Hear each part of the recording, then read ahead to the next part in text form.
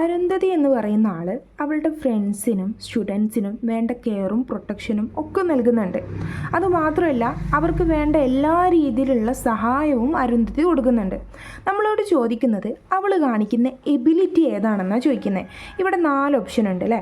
Social regulation എന്ന് പറയുമ്പോൾ regulate ചെയ്യുക. നമ്മുടെ ഗവൺമെൻറ്റൊക്കെ നമ്മൾ റെഗുലേറ്റ് ചെയ്യുന്നില്ലേ ഓരോ നിയമങ്ങളൊക്കെ വെച്ചിട്ട്. ഇവിടെ അങ്ങനെ ഒരു സംഭവമാണോ? അല്ല. സോഷ്യൽ എക്സ്ക്ലൂഷൻ എന്ന് പറയുമ്പോൾ ഒഴിവാക്കുക. ഇപ്പോൾ പറയാണ് ഒരു ടീം നീ ഞങ്ങളുടെ കൂടെ കളിക്കേണ്ട, അപ്പോൾ അവിടെ എന്താ എക്സ്ക്ലൂഡ് ചെയ്യുക. ഇവിടെ അങ്ങനെ ഒരു സംഭവമാണോ? അല്ല.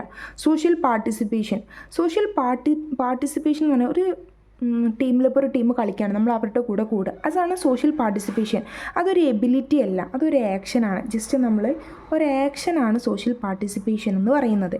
ഇനി സോഷ്യൽ ഇൻ്റലിജൻസ് എന്ന് പറയുന്നത് എഡ്വാർഡ് ത്രോണ്ടേറ്റ് പിന്നീട് ഡാനിയൽ ഗോൾമാൻ ഒക്കെ പറഞ്ഞിട്ടുള്ളൊരു സാധനമാണ് സോഷ്യൽ ഇൻ്റലിജൻസ്.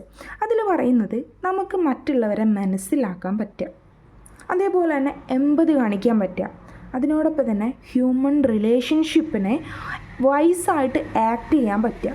ഈ ഒരു എബിലിറ്റിയെ പറയുന്ന പേരാണ് സോഷ്യൽ ഇൻ്റലിജൻസ്. ഓക്കെ, അപ്പോൾ സോഷ്യൽ പാർട്ടിസിപ്പേഷൻ എന്ന് പറയുന്നത് ഒരു ആക്ഷൻ ആണെങ്കിൽ സോഷ്യൽ ഇൻ്റലിജൻസ് എന്ന് പറയുന്നത് ഒരു എബിലിറ്റിയാണ്. നമ്മുടെ ഇൻ്റർപേഴ്സണൽ റിലേഷൻഷിപ്പൊക്കെ ആയിട്ട് ഇതൊരുപാട് ബന്ധപ്പെട്ട് കിടക്കുന്നുണ്ട് അല്ലേ. അപ്പോൾ ഈ 4 ഓപ്ഷനിൽ ഏതായിരിക്കും ഇതിന് പറ്റിയ ബെസ്റ്റ് ഓപ്ഷൻ? എമ്പതി കാണിക്കുകയാണ് ഇവിടെ ചെയ്യുന്നതിൽ അരുന്ധതി. അപ്പോൾ അതൊരു സോഷ്യൽ ഇൻ്റലിജൻസ് ആയിരിക്കും. The answer is social intelligence.